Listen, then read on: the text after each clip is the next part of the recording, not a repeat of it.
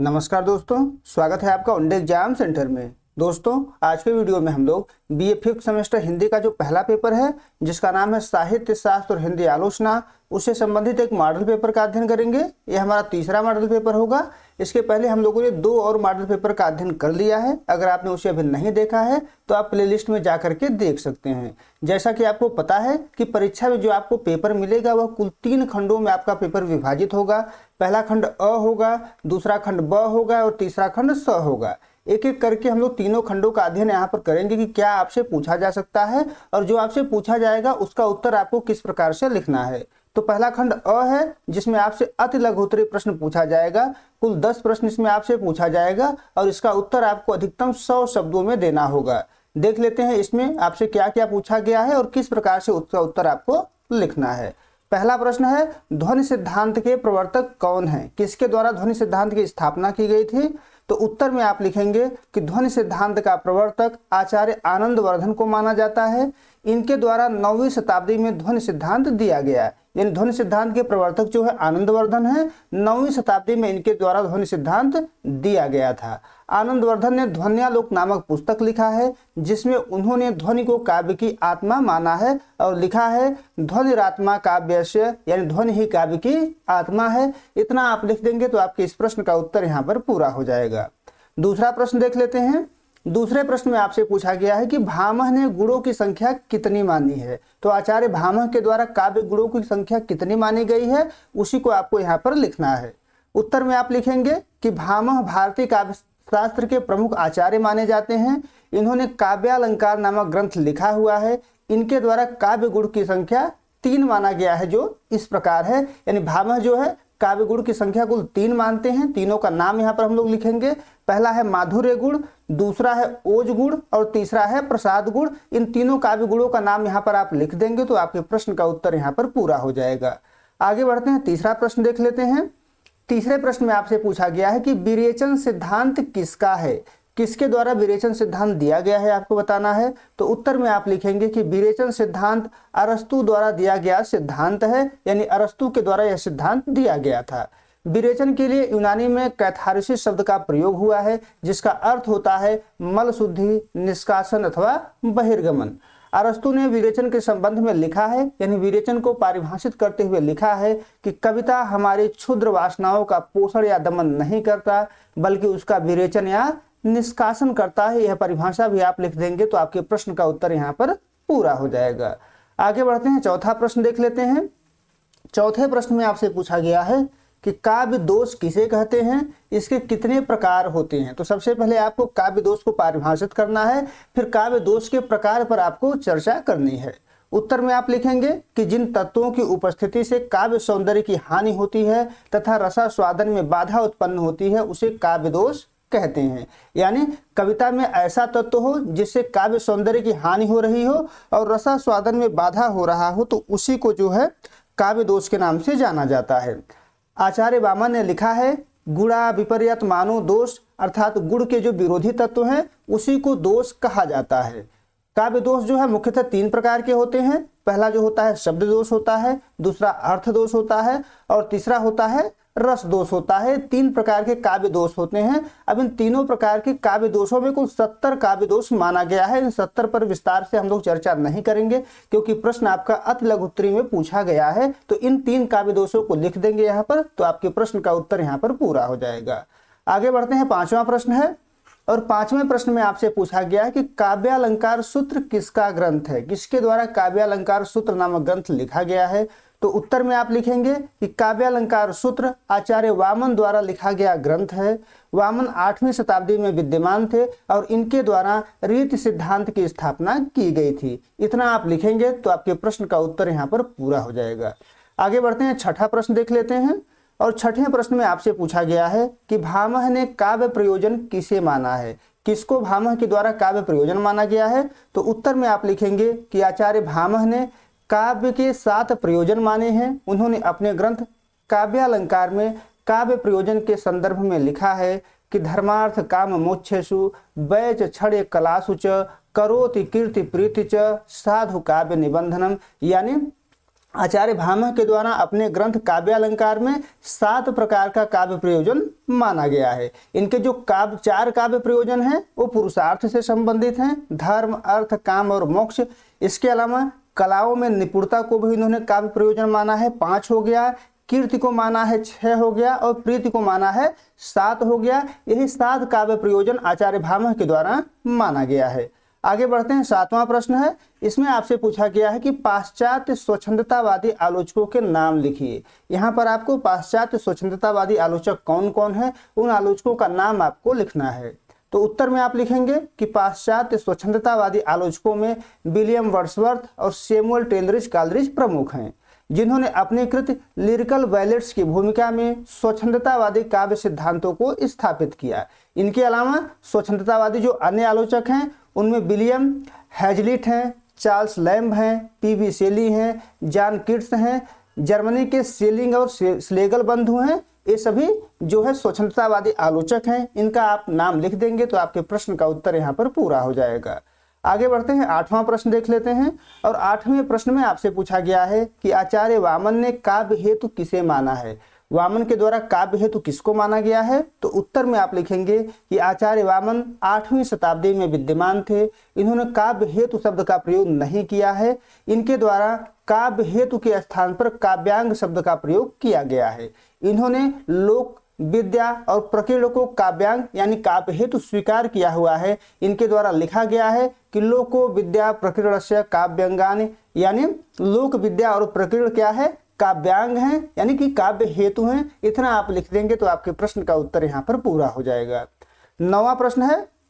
9वें प्रश्न में आपसे पूछा गया है कि शब्द शक्ति किसे कहते हैं, इसके कितने भेद होते हैं। तो सबसे पहले शब्द शक्ति होता क्या है इसके बारे में आपको बताना है, फिर इसके कौन कौन से भेद होते हैं इसके बारे में आपको बताना है। तो उत्तर में आप लिखेंगे कि जिस व्यापार या वृत्ति से शब्द का अर्थ ग्रहण करते हैं उसे शब्द शक्ति कहते हैं। यानी जिस व्यापार से हम शब्दों का अर्थ ग्रहण करते हैं उसी व्यापार को शब्द शक्ति के नाम से जाना जाता है। यानी शब्द शक्ति वे तत्व होते हैं जिनके माध्यम से हम शब्दों में निहित अर्थ को जान पाते हैं। यानी शब्द शक्ति के माध्यम से ही शब्दों में जो अर्थ होता है उसको हम जान पाते हैं। शब्द शक्ति शब्द के अर्थ को प्राप्त करने के साधन हैं।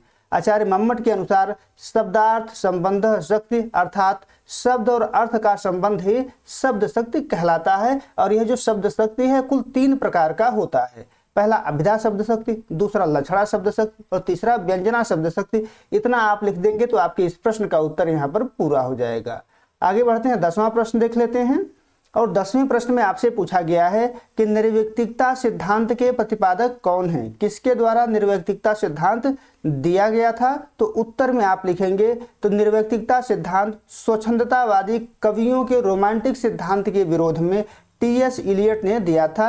यानी यह जो सिद्धांत है टी.एस. इलियट के द्वारा दिया गया था और टी.एस. इलियट ने यह सिद्धांत स्वच्छंदतावादी कवियों के रोमांटिक सिद्धांत के विरोध में दिया था। निर्वैयक्तिकता सिद्धांत के संदर्भ में उन्होंने लिखा है, यानी टी.एस. इलियट ने लिखा है कि कविता कवि व्यक्तित्व की अभिव्यक्ति नहीं, व्यक्तित्व से पलायन है। यानी कविता में कवि का व्यक्तित्व निखर करके सामने नहीं आता है, उसकी व्यक्तिकता व्यक्त नहीं होती है, बल्कि जब कवि अपने व्यक्तित्व से पलायन करता है तब जाकर के कविता बनती है। इतना आप लिख देंगे तो आपके प्रश्न का उत्तर यहाँ पर पूरा हो जाएगा।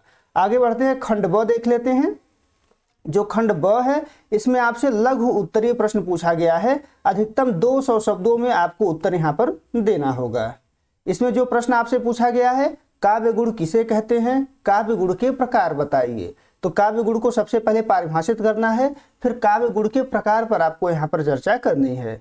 उत्तर में आप लिखेंगे कि काव्य के सौंदर्य में वृद्धि करने वाले तथा उसमें अनिवार्य रूप से विद्यमान रहने वाले धर्म को गुण कहते हैं। यानी ऐसा धर्म जो कविता की सौंदर्य में वृद्धि करता है और कविता में हमेशा विद्यमान रहता है उसी को काव्य गुण के नाम से जाना जाता है। गुण की अवधारणा आचार्य भरत मुनि के समय से ही मान्य है। भरत मुनि ने गुण को दोष का विपर्यय माना है। उन्होंने लिखा है कि एत एव विपर्यस्तता गुणः काव्येषु कीर्तितः, अर्थात दोषों का अभाव गुण है तथा एक काव्य की कीर्ति को बढ़ाने वाले होते हैं। ऐसा आचार्य भरत मुनि का मानना है।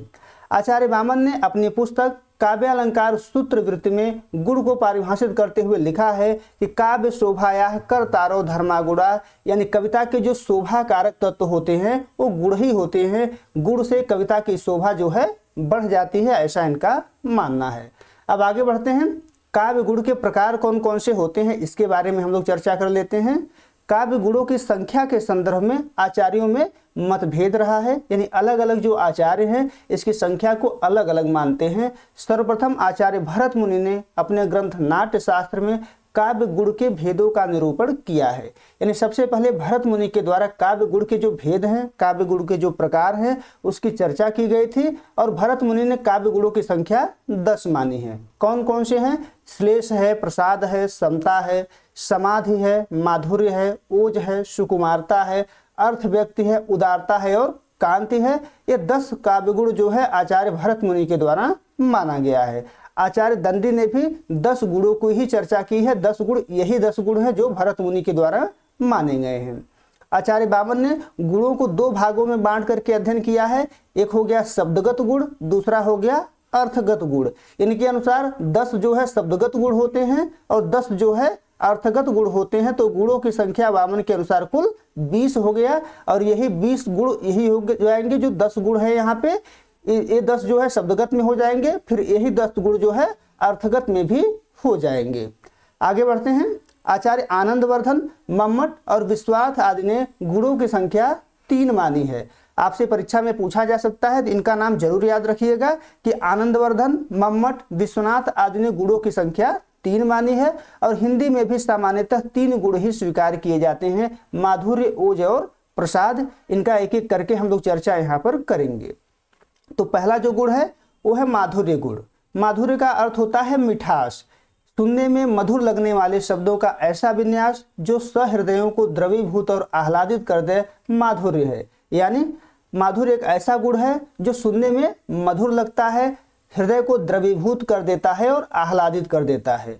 हृदय को आनंद उल्लास से द्रवित करने वाली कोमल कांत पदावली से युक्त रचना माधुर्य गुण संपन्न होती है। और यह जो माधुर्य गुण होता है यह श्रृंगार रस में पाया जाता है, हास्य रस में पाया जाता है, करुण और शांत आदि रसों में पाया जाता है। इन रसों में जो है माधुर्य गुण पाया जाता है। दूसरा है ओज गुण। ओज का जो अर्थ होता है तेज होता है, प्रताप होता है या दीप्ति होता है। ऐसी काव्य रचना जिसको पढ़ने से चित्त में जोश उत्पन्न हो जाए, वीरता, उल्लास आदि की भावना उत्पन्न हो जाए, वहां पर ओज गुण माना जाता है। इससे चित्त का विस्तार होता है, यानी ओज गुण से चित्त का विस्तार होता है। वीर, रौद्र, भयानक, विभत्स आदि रसों में ओज गुण जो है पाया जाता है। आगे बढ़ते हैं, तीसरा जो गुण है वो है प्रसाद गुण। प्रसाद का शाब्दिक अर्थ होता है प्रसन्नता, स्वच्छता, स्पष्टता और निर्मलता। ऐसी काव्य रचना जिसको बिना किसी विशेष प्रयास के काव्य का अर्थ स्वतः ही स्पष्ट हो जाता है, उसे प्रसाद गुण युक्त काव्य मानते हैं। मुख्यतः शांत रस में और भक्त रस में जो है प्रसाद गुण पाया जाता है। इतना आप लिख देंगे तो आपके प्रश्न का उत्तर यहाँ पर पूरा हो जाएगा। अब आगे बढ़ते हैं, 7वां प्रश्न है। इसमें आपसे पूछा गया है कि अरस्तु के विरेचन सिद्धांत पर टिप्पणी लिखिए। यहाँ पर 200 शब्दों में अरस्तु के विरेचन सिद्धांत पर आपको टिप्पणी लिखना है। तो आप उत्तर में लिखेंगे कि अरस्तु प्लेटो के शिष्य हैं। इनका विरेचन सिद्धांत अपने गुरु प्लेटो के काव्य संबंधी मान्यताओं के प्रतिवाद में दिया गया है। यानी अरस्तु ने अपना जो विरेचन सिद्धांत है वो प्लेटो के मान्यताओं के विरोध में दिया था। अब जान लेते हैं कि प्लेटो की मान्यता क्या थी। प्लेटो की मान्यता थी कि कविता हमारी भय, करुणा आदि क्षुद्र वासनाओं को उभारता है और आदर्श नागरिकता के मार्ग में बाधा पैदा करता है। यानी प्लेटो का मानना था कि जो कविता है ये हमारे भीतर जो भय भरा होता है, जो करुणा होता है, उसको उभारता है और हमको एक अच्छा नागरिक, आदर्श नागरिक बनने नहीं देता है। इसी कारण प्लेटो कविता की आलोचना करते हैं और उसे त्याज्य बताते हैं, कविता को ग्राह्य नहीं मानते हैं। अरस्तु प्लेटो के इस विचार से सहमत नहीं थे और प्लेटो के इसी विचार के विरोध में उन्होंने विरेचन सिद्धांत दिया हुआ है। यानी अरस्तु जो थे अपने गुरु प्लेटो के विचार से सहमत नहीं थे और उनके विरोध में इन्होंने विरेचन सिद्धांत दिया था। अरस्तु का मानना था, क्या मानना था? उनका मानना था कि कविता हमारी क्षुद्र वासनाओं का पोषण या दमन नहीं करता बल्कि उसका विरेचन या निष्कासन करता है। इनका मानना है कि कविता हमारे भीतर जो क्षुद्र वासना होती है, जो दया होता है, जो करुणा होता है, जो वासना होता है, उसका पोषण नहीं करता है बल्कि उसका विरेचन करता है, उसको निकाल देता है हमारे मस्तिष्क से, हमारे शरीर से उसको बाहर निकाल देता है। जबकि प्लेटो का मानना था कि उसका पोषण करता है। अब देख लेते हैं कि विरेचन का अर्थ होता क्या है। विरेचन के लिए यूनानी में कैथारसिस शब्द का प्रयोग हुआ है, जिसका अर्थ होता है मल शुद्धि, निष्कासन या बहिर्गमन। कैथारसिस मूलतः जो है चिकित्सा शास्त्र का शब्द है, जो रेचक औषधि के लिए प्रयुक्त हुआ है। रेचक औषधि मल निष्कासन या शरीर शुद्ध के लिए प्रयुक्त किया जाता है। अरस्तु ने इसका प्रयोग विचार शुद्धि के अर्थ में किया हुआ है, यानी अरस्तु ने विरेचन का जो प्रयोग है ये विचारों को शुद्ध करने के लिए किया हुआ है। परवर्ती विद्वानों ने विरेचन का प्रयोग मूलतः 3 अर्थों में किया हुआ है।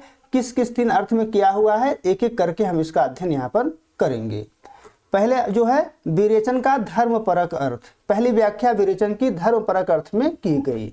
विरेचन की पहली व्याख्या धर्मपरक की गई। इसकी प्रमुख व्याख्याता गिलबर्ट मरे हैं और लिवी हैं, यानी गिलबर्ट मरे और लिवी के द्वारा विरेचन की जो व्याख्या की गई है वो धर्मपरक व्याख्या की गई है। इनके अनुसार यूनान में प्रतिवर्ष धार्मिक उत्सव का आयोजन किया जाता था, जो शुद्धि का प्रतीक होता था तथा जिसका उद्देश्य पाप मुक्त जीवन व्यतीत करना होता था।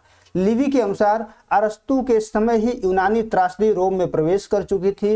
यह धार्मिक अंधविश्वास का परिणाम था। उनका मानना था कि ऐसा उत्सव मनाने से दैवीय आपदा को रोका जा सकता है, यानी विरेचन का जो पहला व्याख्या हुआ है वो धार्मिक अर्थ में हुआ है। अब दूसरा देख लेते हैं। दूसरा है विरेचन का नीतिपरक अर्थ। विरेचन की नीतिपरक व्याख्या जर्मन विद्वान वार्निज ने किया है। इन्होंने विरेचन का संबंध मनोविकारों से जोड़ा है। करुणा और भय प्रबल और दुखद मनोवेग हैं। इन मनोवेगों की उत्तेजना द्वारा संपन्न अंतर्वृत्तियों का समंजन अथवा मन की शांति और परिष्कृति ही नैतिक अर्थ में विरेचन है, ऐसा वार्निज का मानना है। आगे बढ़ते हैं। तीसरा जो अर्थ है वो विरेचन का कलापरक अर्थ है। विरेचन का कलापरक व्याख्या करने वाले विद्वान हैं बूचर, यानी बूचर ने विरेचन का कलापरक व्याख्या किया हुआ है। बूचर का मानना है कि त्रासदी का कार्य केवल करुणा या त्रास के लिए अभिव्यक्ति का माध्यम प्रस्तुत करना नहीं है, बल्कि इन्हें सुनिश्चित परितोष प्रदान करना है। इन्हें कला के माध्यम में ढालकर परिष्कृत तथा स्पष्ट करना है। इतना आप लिख देंगे तो आपके प्रश्न का उत्तर यहाँ पर पूरा हो जाएगा। अब आगे बढ़ते हैं। 8वां प्रश्न है, इसमें आपसे पूछा गया है कि बिंब किसे कहते हैं, इसकी विशेषता बताइए। सबसे पहले आपको बिंब को परिभाषित करना है, फिर बिंब की विशेषता आपको यहाँ पर बतानी है। तो उत्तर में आप लिखेंगे कि बिंब शब्द अंग्रेजी के इमेज का हिंदी अनुवाद है, यानी बिंब को अंग्रेजी में इमेज के नाम से जाना जाता है, जिसका शाब्दिक अर्थ होता है चित्र। जब कविता में शब्दों के माध्यम से किसी व्यक्ति, भाव, घटना का ऐसा चित्रण किया जाए कि वह ऐन्द्रिक अनुभूति का विषय बन जाए तो उसको बिंब के नाम से जाना जाता है। यानी जब कविता में किसी व्यक्ति का, भाव का, घटना का ऐसा चित्रण करते हैं कि वह हमारे इंद्रियों को अनुभूति का विषय बन जाता है, हमारे इंद्रियों को छू जाता है, तो उसी को बिंब के नाम से जाना जाता है। बिंब से किसी अमूर्त पदार्थ को चित्रबद्ध करके मूर्त रूप दिया जाता है, यानी जो अमूर्त है, जो हमको दिखाई नहीं देता है, बिंब से उसको चित्रबद्ध करके उसी का मूर्त रूप जो है प्रस्तुत किया जाता है। डॉक्टर नगेंद्र की परिभाषा यहाँ पे है। डॉक्टर नगेंद्र के अनुसार काव्य बिंब शब्दार्थ के माध्यम से कल्पना द्वारा निर्मित एक ऐसी मानस छवि है जिसके मूल में भाव की प्रेरणा रहती है। तो ये परिभाषा आप याद कर लीजिएगा, अगर परीक्षा में पूछेगा तो आप इस परिभाषा को लिख सकते हैं। दूसरी परिभाषा केदारनाथ सिंह की है। उन्होंने लिखा है कि बिंब वह शब्द चित्र है जो कल्पना के द्वारा इंद्रिय अनुभवों के आधार पर निर्मित होता है। यानी कुल मिलाकर के हम कह सकते हैं कि जब किसी भाव, अनुभूति या घटना का कल्पना के माध्यम से ऐसा चित्रबद्ध प्रस्तुतिकरण किया जाता है कि वह मूर्त रूप से विद्यमान हो तो उसको बिंब के नाम से जाना जाता है। यानी किसी कविता में, किसी कहानी में घटना का ऐसा वर्णन किया जाए कि वह चित्र के रूप में हमारे आंखों के सामने उपस्थित हो जाए तो उसी को बिंब के नाम से जाना जाता है। आगे बढ़ते हैं। बिंब की विशेषताओं को देख लेते हैं कि बिंब में कौन कौन सी विशेषताएं पाई जाती हैं। पहली विशेषता है कि बिंब कविता के मूर्त विधान में सहायता प्रदान कर उसे ऐन्द्रिक अनुभव के योग्य बनाता है। यानी जो चीजें अमूर्त है बिंब उसको मूर्त के रूप में प्रस्तुत करता है और हमारे इंद्रियों के अनुभव के योग्य उसको बनाता है। दूसरी विशेषता है बिंबवाद कविता में अस्पष्टता और रहस्य का विरोध करता है और स्पष्टता तथा ग्राह्यता का समर्थन करता है। यानी जो भी चीजें अस्पष्ट हैं, जो चीजें रहस्यवादी हैं, बिंब उसका समर्थन नहीं करता है। अगली जो विशेषता है, बिंबवादियों ने रूप को विशेष महत्व दिया, यानी कविता के शिल्प को या कहानी के शिल्प को विशेष महत्व दिया, क्योंकि इसके द्वारा ही भाव एवं अनुभूति का प्रत्यक्षीकरण होता है। शिल्प के माध्यम से यानी रूप के माध्यम से ही हमारे भाव बाहर निकल करके आते हैं, ऐसा इनका मानना है। अगली जो विशेषता है, कविता बिंब रूप होती है। बिंब विशेष गोचर और मूर्त होता है। यह विचारों की सामान्यता से तथा भाव की आर्द्रता से मुक्त होता है। अगली जो विशेषता है, बिंबवादी कविता संगीत की अपेक्षा मूर्ति कला के अधिक निकट है, यानी संगीत के निकट यह उतना नहीं है, मूर्ति कला के अधिक निकट है। यह कानों की अपेक्षा आंखों को अधिक प्रभावित करती है, यानी बिंब जो होती है कानों को ज़्यादा प्रभावित नहीं करती है बल्कि हमारे आंखों को ज़्यादा प्रभावित करती है। अगली जो विशेषता है, कवि अपने भावों को व्यक्त करने के लिए शब्दों के माध्यम से नए नए बिंबों का निर्माण करता है, नए नए चित्रों का निर्माण करता है। अगली जो विशेषता है, बिंबवादियों के द्वारा कविता को छंदों के बंधन से मुक्त करने का प्रयास किया गया है, यानी इनका मानना है कि कविता छंद में हो यह जरूरी नहीं है, इन्होंने कविता को छंदों के बंधन से मुक्त कर दिया है। अगली जो विशेषता है, ये भाषा की सहजता और प्रवाह पर विशेष बल देते हैं तथा काव्य में विचार पक्ष की पुनः स्थापना करते हैं। इतना आप लिख देंगे तो आपके इस प्रश्न का उत्तर यहाँ पर पूरा हो जाएगा। अब आगे बढ़ते हैं, खंड 100 देख लेते हैं। और खंड 100 में आपसे दीर्घ उत्तरी प्रश्न पूछा गया है और इसका उत्तर आपको अधिकतम 500 शब्दों में लिखना है।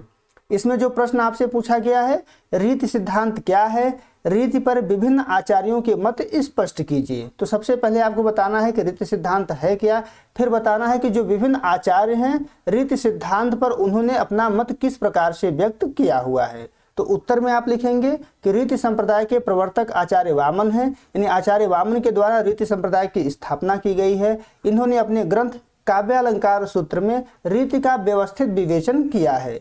रीति को परिभाषित करते हुए इन्होंने लिखा है, विशिष्ट पद रचना रीति है, अर्थात विशिष्ट प्रकार की पद रचना ही रीति कहलाती है, ऐसा आचार्य वामन का मानना है।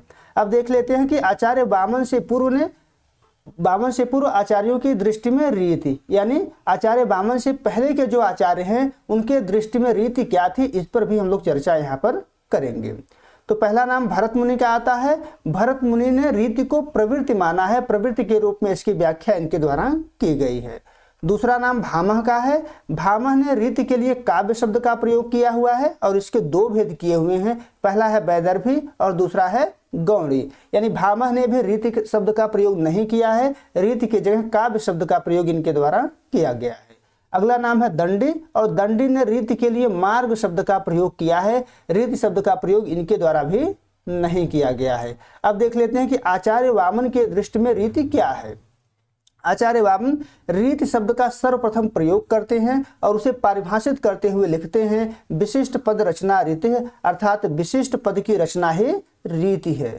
काव्य की शोभा बढ़ाने वाला विशिष्ट पद रचना रीति, यहाँ पर देख लेते हैं, छूट गया है थोड़ा सा, विशिष्ट पद रचना रीति अर्थात विशिष्ट पद रचना ही रीति है। वामन रीति का नियामक गुण को मानते हैं, यानी गुण जो है रीति के नियामक होते हैं। उनकी दृष्टि में पद की विशिष्टता का जो मूल कारण होता है वो गुण होता है। उन्होंने लिखा भी है, विशेषो गुणात्मा, यानी पद में जो विशिष्टता आती है ये गुण के कारण आती है, ऐसा इनका मानना है। गुण का लक्षण क्या होता है, इसको स्पष्ट करते हुए वामन ने लिखा है कि काव्य शोभाया कर्तारो धर्मा गुणा, काव्य के शोभा कारक जो धर्म होते हैं वो गुण ही होते हैं, यानी गुण के कारण ही कविता जो है सुंदर दिखाई पड़ता है। काव्य की शोभा बढ़ाने वाले धर्म ही गुण है, और वामन ने गुणों की संख्या मूलतः 10 मानी हुई है। रीतियों की संख्या वामन ने 3 मानी है, यानी 3 प्रकार के रीति वामन के द्वारा माना गया है। पहला है वैदर्भी रीति, दूसरा है गौड़ी रीति और तीसरा है पंचाली रीति। इन्हीं 3 प्रकार की रीतियों की चर्चा वामन के द्वारा किया गया है। अब आगे बढ़ते हैं, आचार्य वामन के पश्चात रीति पर कौन कौन से आचार्यों के द्वारा विचार व्यक्त किया गया है, इसके बारे में देख लेते हैं। इसमें पहला नाम आचार्य आनंदवर्धन का है, और आनंदवर्धन ने रीति को पद संघटना कहा है, उनके अनुसार यथोचित पद रचना का नाम ही रीति है। यानी आनंदवर्धन ने रीति को पद संघटना कहा है, उनके अनुसार अच्छा पद रचना का नाम ही रीति है, यानी यथोचित पद रचना का नाम ही रीति है। पद की संघटना गुण पर निर्भर करती है तथा रस की साधन है। यानी पद की जो संघटना होती है यह किस पर निर्भर करती है, गुण पर निर्भर करती है, और यह रस उत्पन्न करने की साधन होती है। रस को अभिव्यक्त करना ही पद संघटना का कार्य होता है। यह रीति को समाज से जुड़ा हुआ मानते हैं। अगले विद्वान का नाम है आचार्य मम्मट, और आचार्य मम्मट ने काव्य प्रकाश में रीति का विवेचन किया हुआ है। वे रीति को वृत्ति कहते हैं, यानी मम्मट के द्वारा रीति को वृत्ति के नाम से पुकारा गया है। इनके अनुसार निश्चित वर्णों का रस से संबंधित व्यापार वृत्ति है। वृत्ति रस का साधन मात्र है। रीति को वृत्ति कहते हैं और कहते हैं कि वृत्ति जो है रस उत्पन्न करने का साधन मात्र है।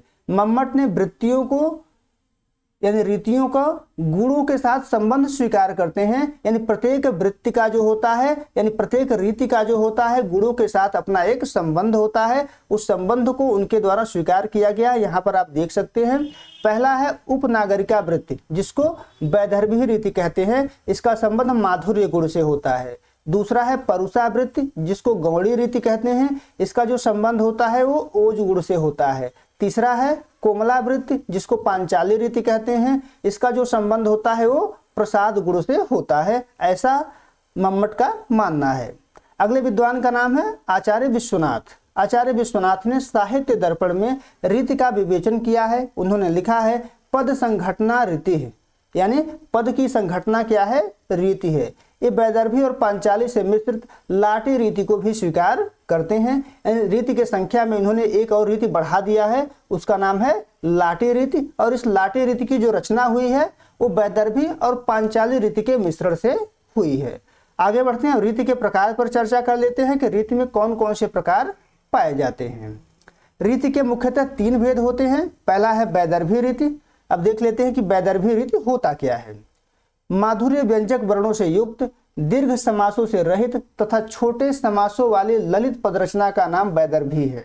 यह रीति श्रृंगार आदि ललित एवं मधुर रसों के लिए अधिक अनुकूल होती है। यानी जहां पर श्रृंगार रस होता है वहां पर वैदर्भी रीति पाई जाती है। ऐसे रसों के लिए वह अधिक अनुकूल होती है। विदर्भ देश के कवियों के द्वारा अधिक प्रयोग में आने के कारण इसका नाम वैदर्भी पड़ा हुआ है। इसका दूसरा नाम ललिता भी है। मम्मट ने इसे उपनागरिका वृत्ति के नाम से पुकारा हुआ है। अब आगे बढ़ते हैं।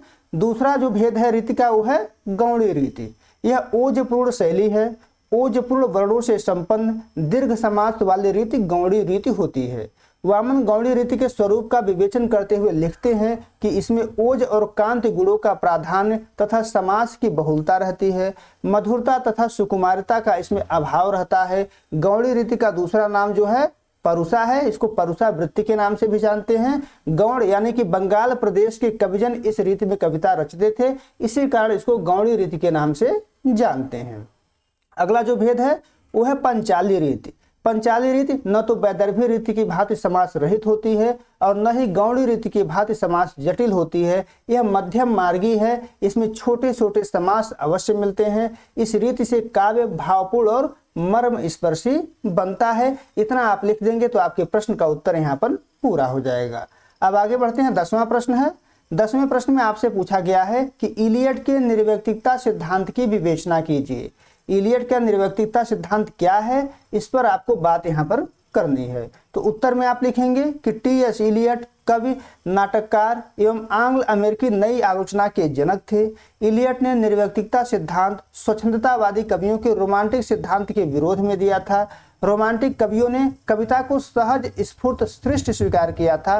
वर्ड्सवर्थ जो रोमांटिसिज्म के प्रवर्तक एक तरीके से माने जाते हैं, उन्होंने लिखा था कि कविता प्रबल भावों का सहज उच्छलन है। यानी जब हमारे हृदय में भाव प्रबल हो जाते हैं तो वही बाहर छलक करके कविता का रूप धारण करता है। यानी कविता हमारे प्रबल भावों का सहज उच्छलन है। इलियट ने क्या किया, इस सिद्धांत का विरोध किया। यानी कहें कि वर्ड्सवर्थ के इस कथन का उनके द्वारा विरोध किया गया और अपने निबंध परंपरा और व्यक्त प्रज्ञा में उन्होंने लिखा है, क्या लिखा है कि कविता कवि व्यक्तित्व की अभिव्यक्ति नहीं, व्यक्तित्व से पलायन है। यानी कविता जो होता है उसमें कवि के व्यक्तित्व की अभिव्यक्ति नहीं होती है, कवि के छाप दिखाई नहीं पड़ता है, लेकिन कविता जो है व्यक्तित्व से पलायन होता है। जब कवि अपने व्यक्तित्व से दूर हो जाता है तब उसके द्वारा कविता लिखा जाता है।